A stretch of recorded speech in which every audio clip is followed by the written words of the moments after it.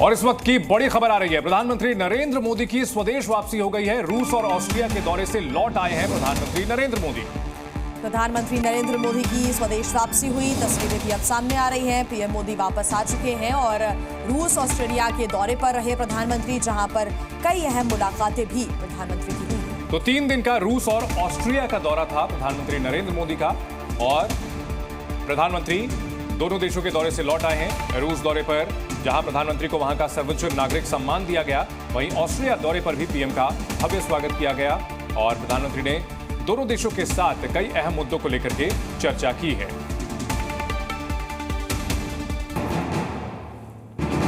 कर्नाटक में रामनगर जिले का नाम बदलने की मांग पर सियासी घमासान मच गया है। बीजेपी और जेडीएस ने आपत्ति जाहिर की है। बीजेपी नेता शहजाद पूनावाला ने कहा है कि कांग्रेस पार्टी हिंदुओं से नफरत करती है और पार्टी का राम विरोधी मानसिकता चरम पर अब पहुंच चुकी है। उन्होंने कहा कि राहुल गांधी ने हाल ही में कहा था कि उन्होंने राम जन्मभूमि आंदोलन को हराया। अब के शिव कुमार को रामनगर का नाम भी पसंद नहीं है। शहजाद पूनावाला ने कहा है कि कांग्रेस कब तक हिंदुओं को गाली देती रहेगी।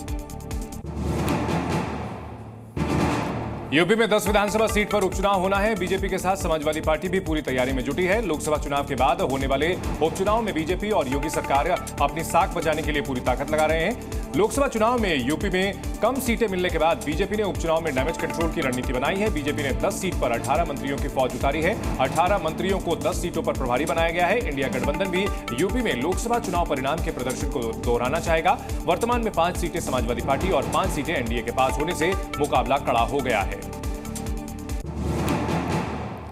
इजराइल की एक कंपनी एनएसओ के जरिए बनाया गया पेगासस सॉफ्टवेयर एक बार फिर से चर्चा में है। इसे लेकर जम्मू कश्मीर की पूर्व मुख्यमंत्री महबूबा मुफ्ती की बेटी इल्सा मुफ्ती ने आरोप लगाया है कि उनका यह कहना है कि जासूसी सॉफ्टवेयर के जरिए उनके मोबाइल फोन को हैक किया गया। उन्होंने ये भी कहा है कि बीजेपी पर उन्होंने आरोप लगाया और पूछा है कि पार्टी कितना नीचे गिरेगी। यूपी में बारिश की वजह से जगह जगह जलभराव देखने को मिल रहा है। समाजवादी पार्टी के प्रमुख अखिलेश यादव ने इसे लेकर बीजेपी को घेरा। उन्होंने कहा कि जिन्होंने यूपी में कहा था कि वे स्मार्ट सिटी बनाएंगे, उनकी स्मार्ट सिटी में हर जगह जलभराव है, जगह जगह दुर्घटनाएं हो रही हैं, स्वास्थ्य सुविधाएं भी बर्बाद हो गई हैं। अखिलेश यादव ने बेरोजगारी को लेकर भी राज्य सरकार को घेरा और कहा कि बेरोजगारी आज भी जस की तस है।